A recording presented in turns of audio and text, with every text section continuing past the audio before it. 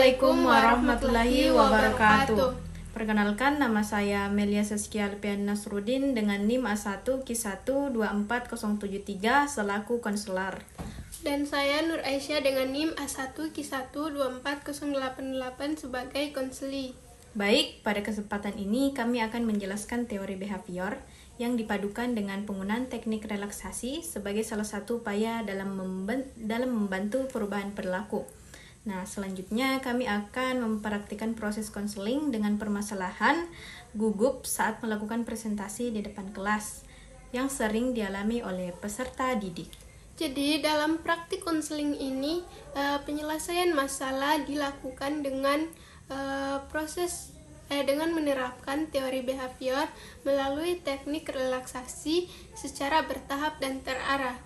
Jadi, melalui proses tersebut, diharapkan konseli mampu mengurangi rasa gugup yang dialami dan mengendalikan ketegangan diri, serta menampilkan perilaku yang lebih tenang, nyaman, dan percaya diri saat melakukan presentasi di depan kelas.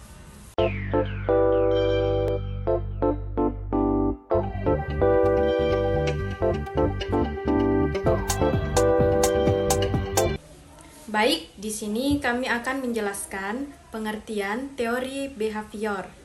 Nah, teori behavior atau behaviorisme merupakan aliran psikologis yang menekankan bahwa perilaku manusia dapat dipelajari dan dibentuk melalui interaksi dengan lingkungan.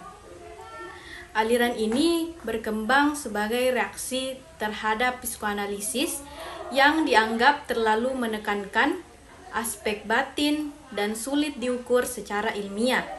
Nah, tokoh-tokoh utama dalam teori behavior antara lain yang pertama John B. Watson, Ivan Pavlov, Edward Thorndike, dan B.F. Skinner.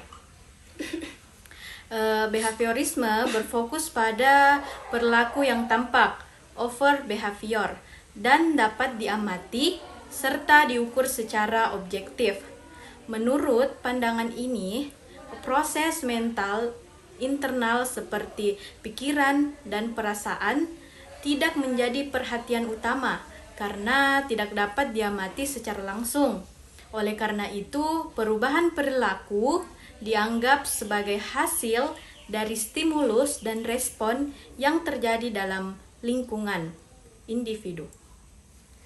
Baik, selanjutnya yaitu salah satu konsep penting dalam teori behavior adalah pengkondisian klasik atau classical conditioning yang dikemukakan oleh Ivan Pavlov. Pengkondisian klasik itu menjelaskan bahwa perilaku dapat terbentuk melalui asosiasi antara stimulus netral dengan stimulus secara alami menimbulkan respon. Contohnya, seorang dapat merasa cemas ketika mendengar bunyi tertentu karena bunyi tersebut pernah dikaitkan dengan pengalaman yang tidak menyenangkan. Selanjutnya, terdapat juga pengkondisian operan atau operant conditioning yang dikembangkan oleh B.F. Skinner.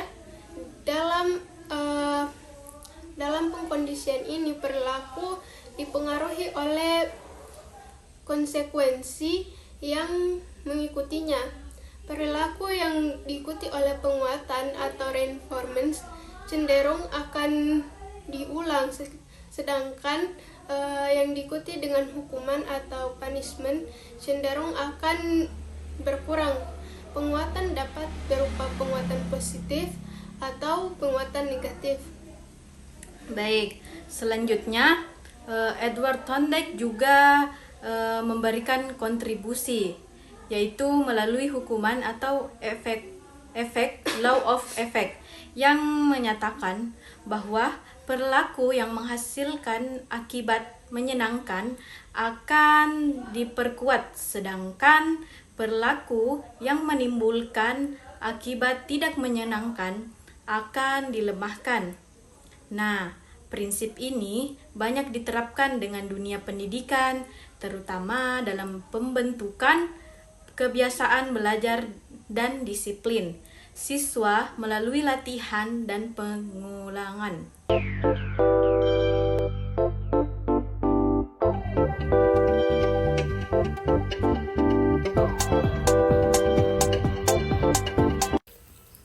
Baik, di sini kami akan menjelaskan pengertian teknik relaksasi.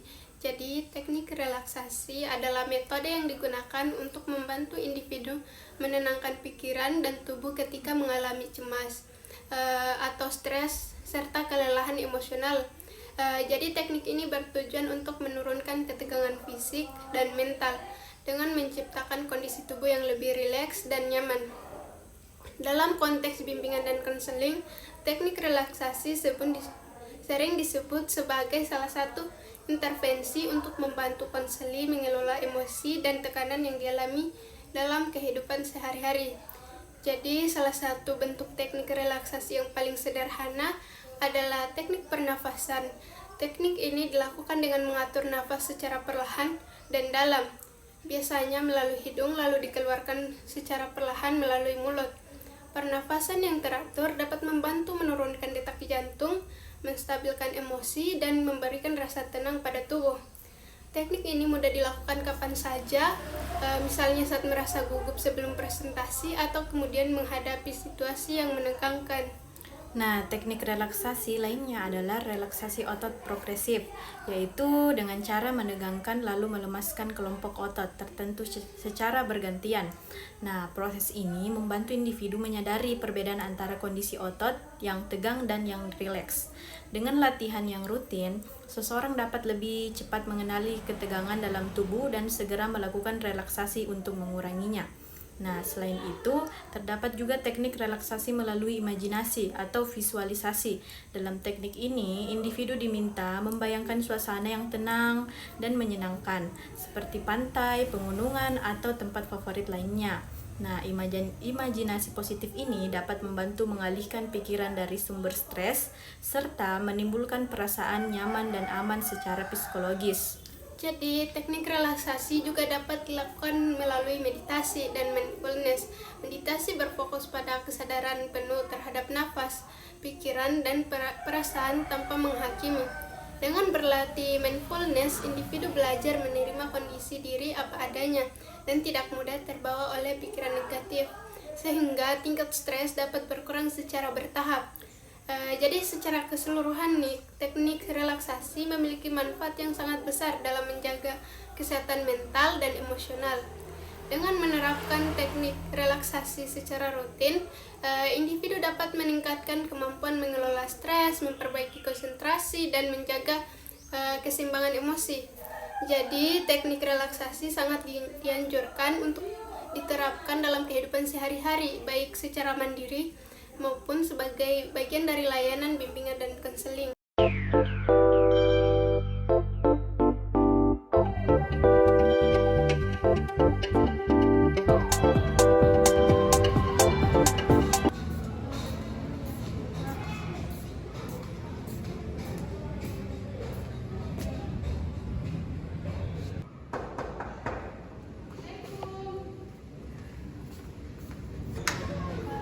Waalaikumsalam. Pagi, Bu. Pagi Aisyah, silakan masuk. Halo. Boleh duduk, pilih tempat nyaman kamu di mana Iya, Bu. nih?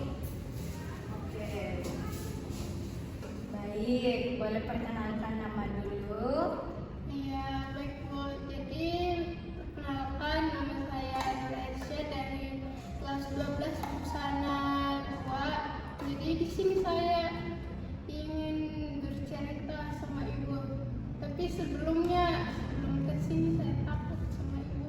Kenapa tuh takut sama ibu? Ibu nggak galak-galak amat loh. Sebenarnya saya takut karena saya lagi masuk BK nih. Jadi berarti pikiranku saya lagi bermasalah sebenarnya ini. Oh, tentu tidak dong. Di BK itu tidak hanya menangani masalah tentang anak-anak nakal seperti bolos, bisa mendengarkan keluh kesah siswa yang ingin menceritakan masalahnya kepada ibu, mencari solusi kepada ibu, nggak apa-apa, itu nggak apa-apa banget datang ke sini. Dan ibu akan menjaga setiap masalah siswa yang ingin menceritakan kepada ibu. Baik Bu, jadi berarti persepsi saya sebelumnya itu salah. Ya, persepsi kamu itu salah karena kebanyakan siswa kan sekarang memandang guru BK itu bahwa dia itu guru yang galak, ruang BK itu tempat-tempat orang nakal, tempat-tempat orang yang tidak pintar kan? Ya, jangan dong. Karena saya berpikiran kayak teman-teman yang lain, berarti kalau saya masuk BK nih berarti saya lagi bermasalah. Karena saya lihat dari teman-teman yang lain, kalau masuk BK itu berarti tempatnya bermasalah, karena mereka entah bikin onar lah di sekolah, melanggar aturan lah gitu. Tidak apa-apa, itu persepsi mereka. Tapi ibu sudah luruskan tadi ya bahwa BK itu tidak hanya menangani masalah-masalah siswa yang nakal, yang bolos, tapi di sini juga ibu bisa mendengarkan cerita keluh kesah siswa. Baik Aisyah, kamu di sini mau apa nih di sini nih? Jadi Bu, sebenarnya saya datang ke sini mau curhat, emangnya curhat bisa? Boleh banget dong Aisyah.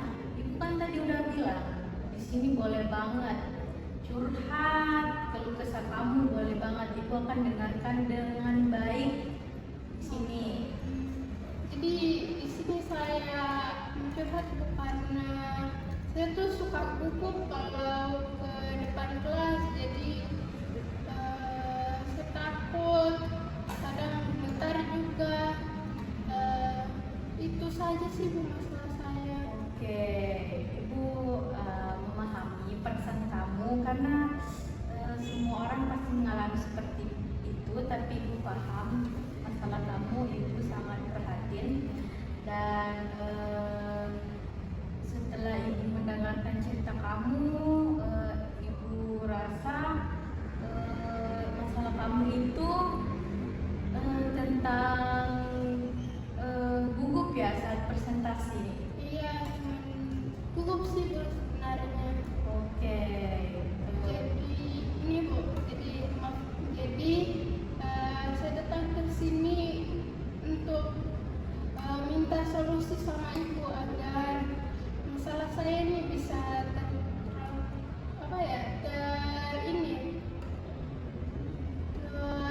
terselesaikan.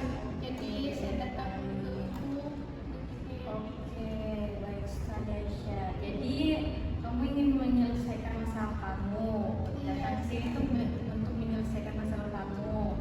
Nah, Ibu boleh nggak nih? Ibu minta coba kamu ceritakan dari mana masalah kamu muncul, dari waktu kapan, dari dia muncul itu kapan, supaya Ibu bisa memberikan nih solusi. Iya, jadi masalah saya itu mulai dari SMP dulu. SMP dulu saya ditertawai teman-teman sekelas karena saya salah bicara di depan kelas. Dulu kan saya diberi tugas untuk presentasi, tapi di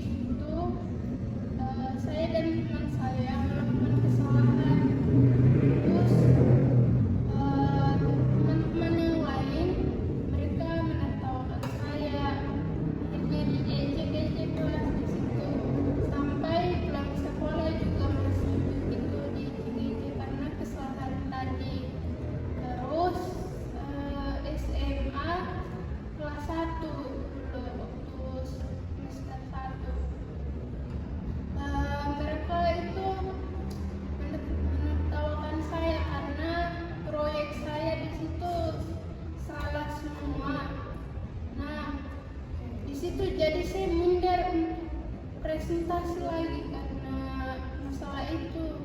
Saya gugup lah. Di situ mereka tampak begitu. Oke, Aisyah, itu sangat masalah kamu. Baik, dari Ibu rangkum nih masalah kamu. Kamu merasa gugup karena pengalaman masa lalu kamu ya ditertawai oleh teman-teman kamu. Jadi sampai sekarang itu terbawa. Iya, masalah itu terbawa karena setiap kali saya presentasi pasti ada saja tuh pikiran untuk salah. Pasti saya salah ini, pasti saya salah. Oke, Ibu menolak pikiran kamu itu karena pikiran kamu itu belum terjadi, tapi kamu udah duluan berpikir negatif. Itu salah banget. Itu kamu bisa kalau kamu begini terus kamu tidak akan maju sih. Ya sih bukan, kalau dipikir-pikir sih memang begitu. Saya kadang kayak stres sendiri pikir-pikirnya itu, karena setiap kali saya ingin presentasi pasti saya pikirkan begitu, karena saya takutnya kayak dulu lagi. Jadi setiap kali ada presentasi saya tuh sudah memikirkannya dari malam atau besok-besoknya. Oke, baik. Nah, di sini Ibu punya solusi nih. Gimana caranya untuk kalau kamu nanti presentasi untuk menghilangkan rasa-rasa yang ketakutan kamu nih. Kamu boleh memejamkan mata kamu. Tapi boleh tahu dulu apa solusinya seperti apa? Nah, ini kamu adalah kamu relaksasi lah. Oh, Tahu kan relaksasi? Iya.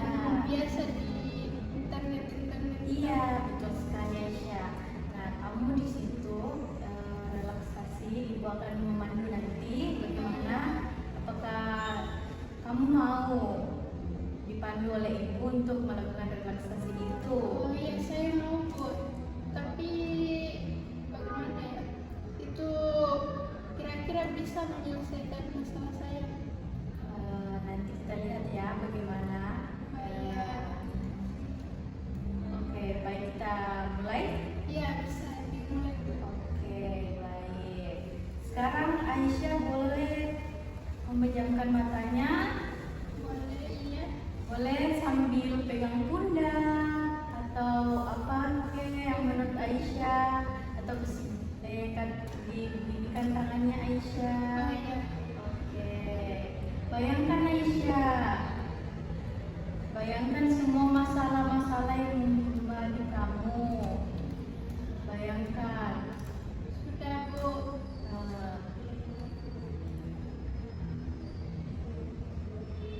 Gimana menurut kamu?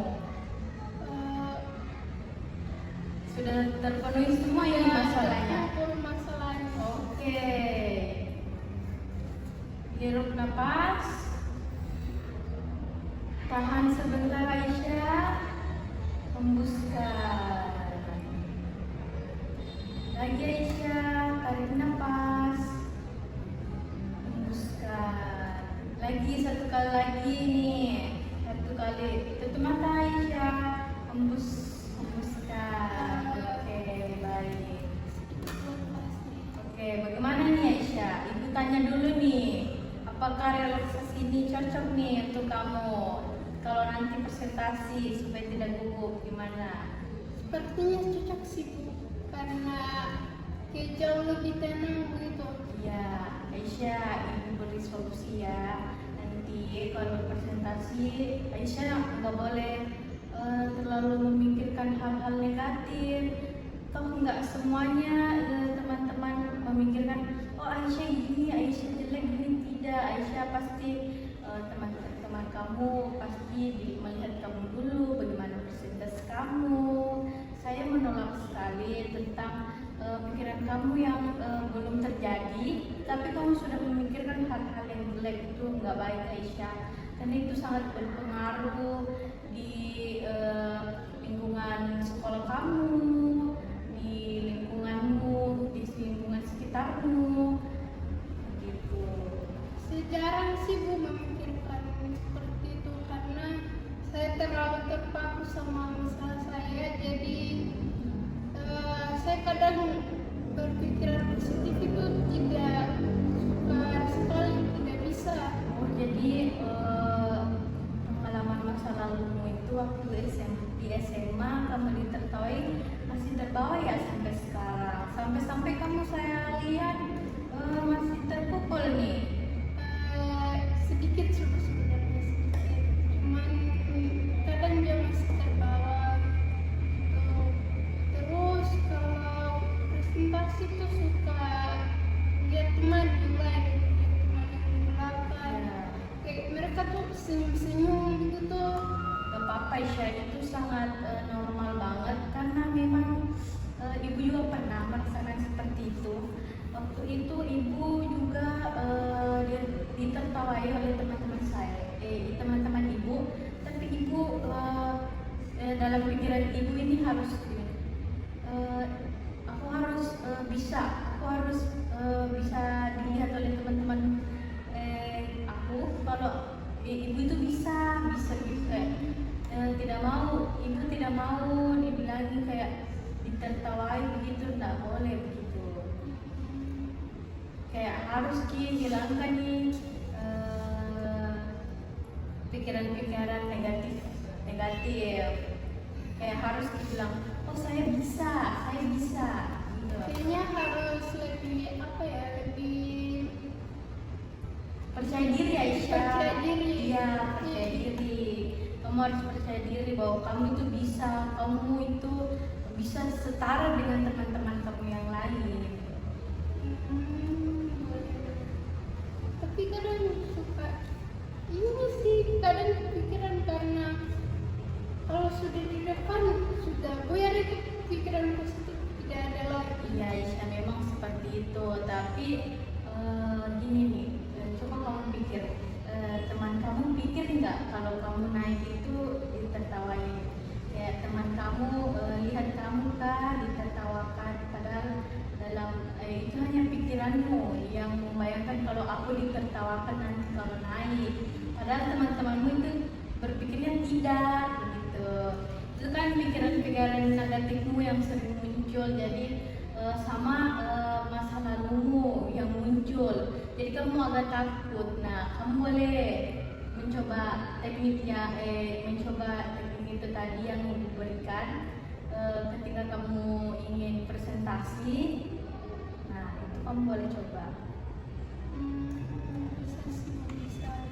Tapi mudah-mudahan saya bisa. Amin, pasti bisa toh Aisyah. Oke, pada sesi hari ini ibu sangat bangga kepada Aisyah karena tidak semua orang mau menceritakan masa lalunya, apalagi kamu ini Aisyah, masalah kamu sangat mendalam ya, sangat sedih. Pertama juga kebeta jadi begini. Oke Aisyah, bagus banget kamu, ibu suka. Nah, di sini ibu sangat bangga kepadamu karena kamu bisa menceritakan masalah kamu kepada ibu. Ibu akan menjaga rahasia kamu, 100% ibu akan menjaganya. Yang masih percaya sudah masuk BK pasti adalah terselesai. Gimana nih perasaannya setelah cerita sama ibu nih di ruang BK? Baik sekali, tapi biarpun ada yang masih menjanggal, tapi masih saya bisa kontrol. Oke, baik, sesi ini kita tutup dulu Aisyah. Nanti minggu depan ibu akan mengecek progresnya bagaimana teknik tadi di dalam penyembuhan masa lalu kamu tentang gugup presentasi. Nah, ibu akan tes kembali atau menanyakan kembali nih, gimana nih prosesnya? Kak Aisyah, bagaimana nih Ibu yang memberikan solusi? Iya, solusi yang Ibu berikan tentang teknik relaksasinya. Iya, bagaimana, berkembang baikkah atau tidak? Nanti kita lihat ya. Iya. Oke, sesi ini kita tutup ya Aisyah. Iya Bu, berarti saya boleh datang nih. Boleh banget dong Aisyah, kamu boleh dong setiap hari datang sini kalau Bisa mau. ajak teman. Boleh dong Aisyah, di sini boleh banget. Kamu boleh ajak teman kamu, sahabat kamu, atau musuh kamu juga boleh dong di sini untuk menceritakan masalah kamu. Boleh banget. Oke, jadi Mungkin itu saja Bu yang bisa Oke. saya sampaikan.